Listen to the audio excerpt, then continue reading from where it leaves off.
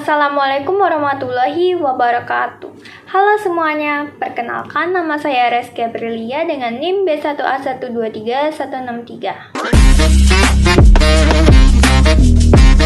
Pada kesempatan kali ini, saya akan membahas mengenai pelanggaran HAM yang terjadi di Gaza, Palestina.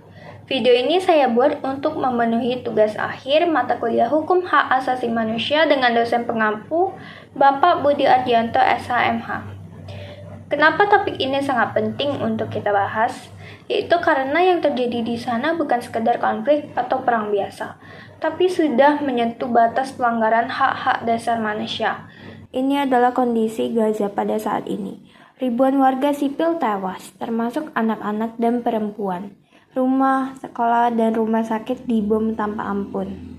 Blokade selama lebih dari 15 tahun membuat warga hidup tanpa listrik, tanpa air bersih, dan tanpa akses medis. Mereka kehilangan tempat tinggal, kehilangan keluarga, dan kehilangan rasa aman. Yang terjadi di Gaza bukan cuma konflik, ini adalah pelanggaran hak asasi manusia secara terang-terangan. Dan mirisnya, ini terus berlangsung sampai hari ini. Gaza itu bisa dibilang wilayah yang kecil di Palestina. Luasnya bahkan nggak lebih dari Jakarta, tapi dihuni lebih dari 2 juta orang. Sejak tahun 2007, wilayah ini diblokade ketat oleh Israel. Jadi segala akses keluar masuk seperti makanan, obat-obatan, bahan bakar, semuanya itu semua dikontrol. Masyarakatnya hidup dalam tekanan ekonomi dan sosial yang berat. Setiap kali ada konflik, yang jadi korban utama itu justru warga sipil, bukan tentara, bukan juga kombatannya. Yang paling banyak meninggal justru anak-anak, perempuan, dan orang lanjut usia. Dan ini bukan kejadian 1 atau 2 kali, tapi terus berulang. Kalau kita bicara HAM, ada banyak sekali hak yang dilanggar di Gaza. Beberapa di antaranya yaitu yang pertama, hak untuk hidup. Ini hak yang paling dasar, tapi di Gaza banyak nyawa melayang karena serangan udara, penembakan, dan pemboman. Kadang rumah sakit, sekolah, bahkan tempat ibadah ikut kena. Yang kedua yaitu hak atas kesehatan. Bayangkan, rumah sakit di Gaza itu kekurangan listrik, kekurangan obat, bahkan alat-alat medis. Banyak pasien meninggal cuma karena nggak bisa keluar Gaza untuk berobat. Yang ketiga yaitu hak anak. Anak-anak di Gaza itu tumbuh dalam suasana perang. Mereka kehilangan orang tua, teman, dan bahkan kesempatan buat sekolah. Itu artinya hak untuk merasa aman dan hak pendidikan juga dilanggar. Yang terakhir yaitu hak atas tempat tinggal yang layak. Ribuan rumah hancur setiap kali konflik pecah. Banyak keluarga tinggal di tenda-tenda darurat, dan kadang nggak ada jaminan rumah mereka bisa dibangun kembali. Pasal 3 Deklarasi Universal Hak Asasi Manusia atau DUHAM menyatakan bahwa setiap orang berhak atas kehidupan, kebebasan, dan keselamatan pribadi. Nah, serangan militer terhadap warga sipil di Gaza jelas melanggar hak untuk hidup dan keselamatan pribadi. Lanjut, pasal 25 DUHAM menyatakan setiap orang berhak atas standar hidup yang layak bagi kesehatan dan kesejahteraan dirinya dan keluarganya, termasuk makanan, pakaian, perumahan, dan perawatan medis. Blokade yang menyebabkan kelangkaan makanan, air bersih, listrik, dan layanan medis di Gaza merupakan pelanggaran langsung terhadap pasal ini. Terakhir yaitu pasal 26 DUHAM menyatakan setiap orang berhak atas pendidikan. Banyak sekolah di Gaza rusak atau hancur karena serangan. Anak-anak tidak bisa mengakses pendidikan yang layak. Konvensi Hak Anak atau CRC juga menyatakan anak-anak Palestina kehilangan hak atas perlindungan, pendidikan, dan perkembangan yang layak. Mereka jadi korban kekerasan, trauma, dan kehilangan tempat tinggal.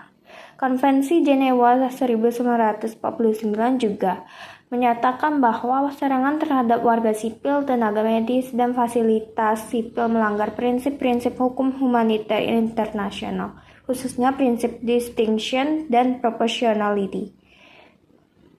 Semua ini adalah bentuk pelanggaran hak asasi manusia yang nyata, sistematis, dan masif.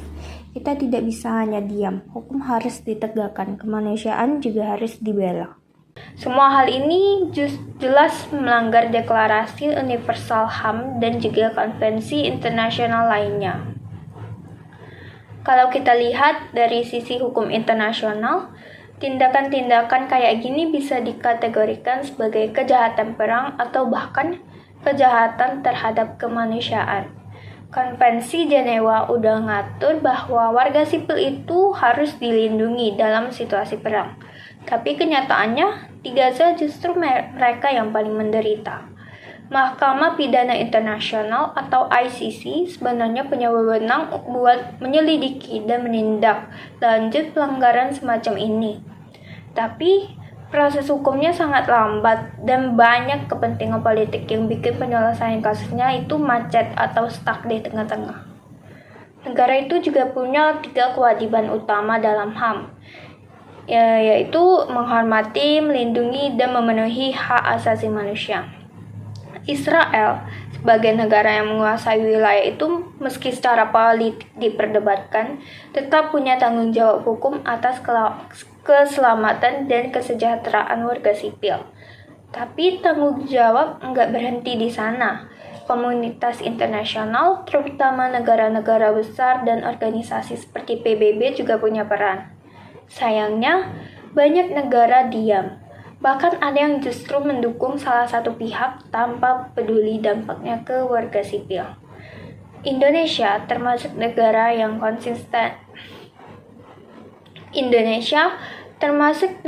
konsisten membela Palestina. Kita menolak segala bentuk penjajahan dan secara resmi mendukung kemerdekaan Palestina sesuai pembukaan UUD 1945. Di PBB, Indonesia juga